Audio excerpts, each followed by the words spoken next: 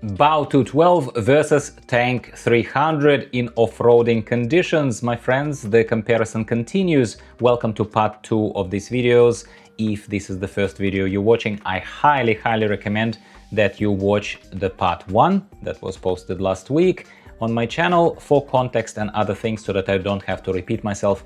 This is a translated video from the original Russian channel offroadclub.ru. All links, with all due respect, to the creators in the description to my video, as well as some links to our sponsors as well. Today in this part 2, we're going to zoom in on the engine, suspension and other kind of blocks that are moving the BAW 212 along. There is not all that much comparison per se that's gonna happen in this particular segment, but as I said to you in part 1, all of this information, all of this material is part of a very long, very detailed, zoomed in comparison of Tank 300 and BAW 212. So sometimes they just zoom in on one vehicle, and in the next part we will talk about the engine, suspension and other things of Tank 300. Please sit through the sponsorship segment because somebody needs to buy me a coffee. Thank you very much for watching these videos.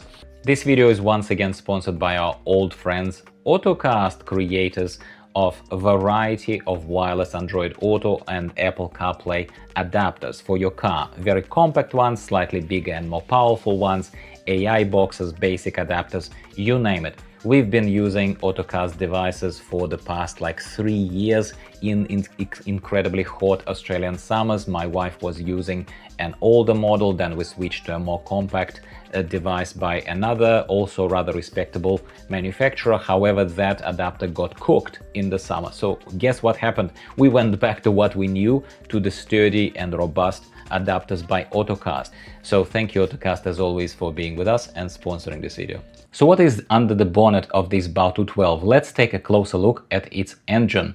It is a 2-liter turbo petrol engine manufactured by Harbin Dong'an Automotive, if this tells you anything. It is paired with 8-speed automatic transmission that we will take much closer look further in this video. It was in production since January of 2021, according to our host here. The design of the whole engine is somewhat remotely based on that of a Mitsubishi Lancer engine, as we have learned more about during another detailed and translated disassembly of BAW 212. This is a popular engine with very minor changes. It gets fitted apparently on Chang'an vehicle range that we don't have here in Australia, and also on pickup trucks jack. Popularity of the engine is a good thing, obviously, because it suggests that it's tried and tested in different conditions, otherwise it wouldn't be plugged into different models of Chinese vehicles so liberally. This engine has a cast iron cylinder block and a chain. It's not a belt-based system, which is arguably better because it increases its potential service duration and overall longevity. Speaking of longevity, officially it's stated at over 200,000 kilometers, which one would argue is rather modest, but at least it sounds honest. Lots of elements go into this engine. Our host lists them here quickly, including control block by Porsche and a lot of parts that are labeled Chang'an. The engine takes unleaded 92 fuel, presumably in Europe, which probably means that it will be okay with 91 RON unleaded here in Australia, which is good news because I'm sick of Chinese ICE cars that ask for premium 95 unleaded in 2026, when people become more and more conscious of how much fuel actually costs across the country. In Chinese versions, this engine is stated to have 250 horsepower at 410 Newton meters of torque, which has been apparently de-forced down to 238 horsepower for some weird reason in those versions that they have in Russia. It's probably due to some legal and tax import implications, I'm not quite sure. Interesting also to point out that the stock BAW 212 that is not off-road tuned, like this blue model that they're looking at here, is stated to have only 218 horsepower output with 380 Newton meters of torque. Cooling systems are enabled by the liquid-based intercooler module, not the more common air-to-air cooling system, where typically they place intercooler towards the front and closer to the air intake section.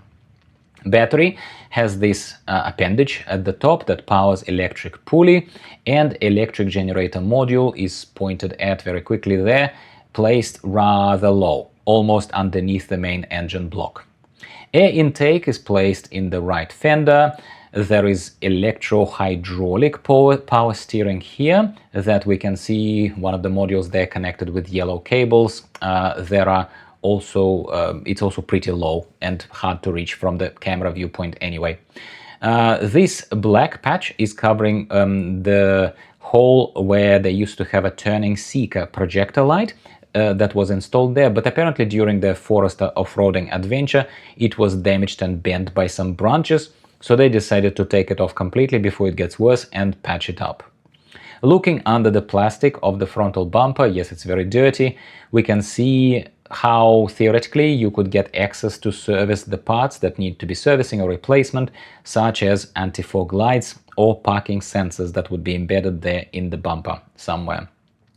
As we heard in part 1, general thickness of metal here in the bumper is around 2 millimeters. But there is a part that serves as engine protector that kind of extends and goes underneath the vehicle, and that whole construction is about 2.8 millimeters, so almost 3. Now, looking underneath, the radiator, starting with that, is protected by this steel sheet. There are strong towing hook fittings. We looked at them briefly in part number 1. Large bolts, very, very thick steering bars, like the ones that are enabling power steering. Some protective casings of the piston there, and arms are already cracked and missing, but mechanically it's all very solid. It's all working, it's just the outer plastic casing got cracked. These thick pipes and arms that enable steering are also sort of serving like this extra protection for the radiator and the engine block itself. Our host keeps commenting on how generous BAW Automotive was with these arms and levers. They certainly were not saving steel there, were they? This is very thick and not flimsy. Front wheel turning hinges and support elements are apparently designed very similarly to what one could see in Jeep Wrangler, in both the old JK and the newer JL versions. So it's all very off-road proven and classic way, apparently, to fit the wheels. Why is it done this way rather than with a cross-based fitting, alternative way of wheel fitting? It's apparently because the cross-fitting method passes the rotating momentum onto the wheels in a rather jerky way when you are turning hard left or hard right. So the road imperfection is high, that's why it probably affects that kind of fitting. So apparently this way is a more sturdy and kind of solid way of doing it. Listen, I would just have to take their word for it, as I'm not an auto mechanic or an expert off-roader myself to know exactly what they're referring to. This off-road tuned BAW 212 has a slightly lifted suspension, but only lifted by a modest amount of only 1.5 inches, which is about 4 centimeters. Strong amortization pistons provided by Atlas Off-Road in this case, and we're shown more massive arms and levers that are pretty much everywhere there. A very nice extra cover of the fitting of the top lever is shown here, possibly to prevent the hinge itself from overheating. Same thing we're seeing protecting the lower arm from the potentially overheating exhaust system. Here we also see the electric pulley, kind of shown to us briefly from underneath without any particular original commentary. It's reasonably protected, I suppose, not much to say here. The pipes we're seeing everywhere are providing cooling liquid to the transmission block. They're passing it to the transmission block, and we see plenty of pretty well designed protective screens and shields that take care of those more sensitive pipes that certainly would be more exposed during your off-roading adventures. But the strange thing is that when it comes to the transmission block itself, it does not have any stock standard special protective shields underneath. Yes, it's sunken deep into the frame of the vehicle and should be high enough, placed high enough for nothing to realistically reach and break it. But still, our host says that if you are into serious off-roading, which you would be as a BAW 212 owner, presumably, you would probably want to install an aftermarket extra protection steel sheet there. It's an 8-speed automatic transmission, model A8R50 by Harbin Dongan Automotive. engine manufacturing, so it's China-made. Of course it is, duh, my friends. And manufacturer says that these are based on Japanese technology of the brand Aisin. Don't quote me on the right pronunciation here, please. Main driving shaft has a familiar cross-fitting method in the front, and the rear bearing looks slightly different, but nothing too surprising, I suppose. There was no big deal made out of it. Transfer case is BAW model 4745, made in China by the license of BAW, presumably pretty much the same as we have on Tank 300. Again, not protected, but sunken into the frame and not hanging too low to get damaged. Rear transmission also looks pretty solid, no particular comments are made here. Rear wheel supports we're seeing, suspension stabilizer is pointed out, rear axle with a very thick differential lock placement, rear bumper, we're moving on here to see cracked plastic parts straight away. Parts of bumper are obviously steel, while those surface elements are plastic.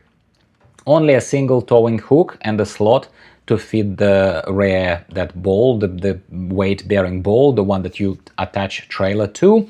The overall towing capacity of BAW212 is stated as at 2.5 tons. On one side of the bumper, we see that fitting of the load-bearing ball that the trailer presumably would be attached to, but on the other side, apparently, of the bumper, they have that plug where you would attach the trailer's lights and other electricals. Apparently it's strange, because I can only imagine that this whole knot of controls should be placed together, but here it's sort of somewhat separated, which does sound strange to me. On to the thresholds. Thresholds are made of steel, and generally they are about 2.5 millimeters thick. The fitting arms that the thresholds are resting upon are about 4 millimeters thick, attaching thresholds to the frame. There are no special spots to point a hijack at, so you would just have to place it under the threshold itself, where they try to lift the vehicle, and it appears to be working fine. Nothing is cracking, nothing is bending, and the wheel is free hanging at the moment shown to us on the screen. Lifting definitely should be done where you find a spot to point a hijack under the thicker parts, rather than the thinner panels, so the threshold itself, because then you would definitely, without shadow of a doubt, bend it, and that's not what you want.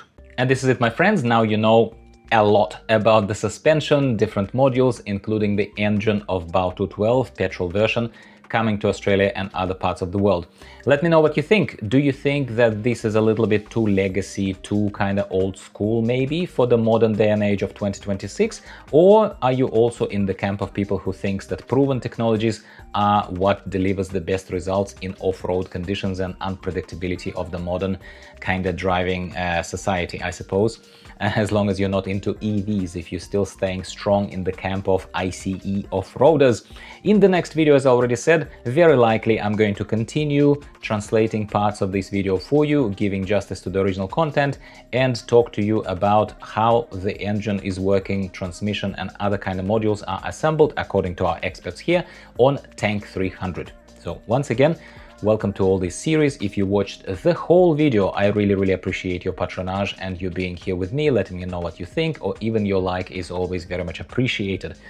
For me, it works motivationally. For YouTube algorithm, it gives a positive signal that it should invite more people to our little campfire in the woods, which only results in more good, high-quality videos for you coming from me every week. Thank you for being with me today. Really appreciate you. Visit our sponsors before you go, and I'll see you next week.